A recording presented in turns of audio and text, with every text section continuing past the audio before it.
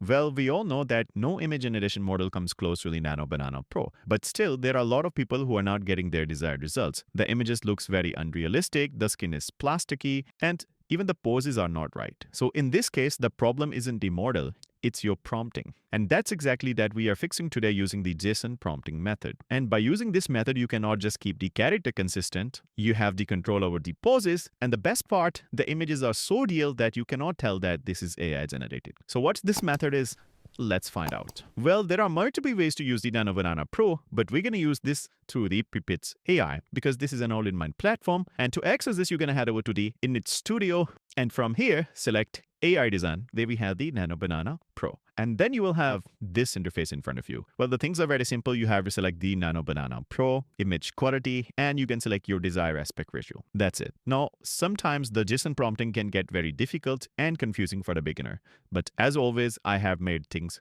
simple for you. So we're going to use this basic template that I have mentioned every single detail that the AI needs to follow. But let me show you a demo how it works. So you can use ChatGPT or Gemini. In my case, I'm going to use Gemini. So I'm going to use this image from the Pinterest, and then you need to copy this JSON prompt formula and paste it inside of the Gemini and hit generate. And now you can see very, very detailed JSON prompt where we have a lot of different details. So again, I'm going to head over to the Pippit AI, start prompt here, and let's wait for the magic. And here we have 4 different images, and you can see the side-by-side comparison between the original and the AI generated image. This is looking absolutely similar and looking close to the real life. And even though we haven't provided any reference image, but still this is looking similar because the prompt was so much detailed and the skin doesn't look plasticky. We have the control over the pose and the image looks just perfect. Now let me show you one more demo. Again, I'm going to use this image, then paste the same prompt template, and here we have the JSON prompt.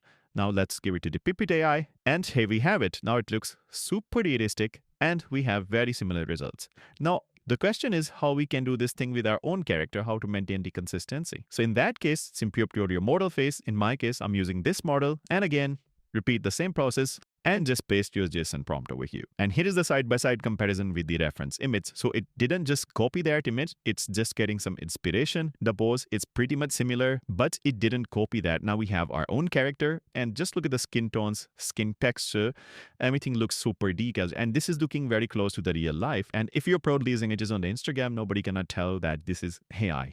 So this is so much realistic. Let me show you one more example. And here's the side-by-side comparison with the reference image. And look at that. It's just getting the inspiration from the reference image, not completely copying it. And the outputs that are coming out are looking very close to the real life. And skin textures, skin details, shine on the face.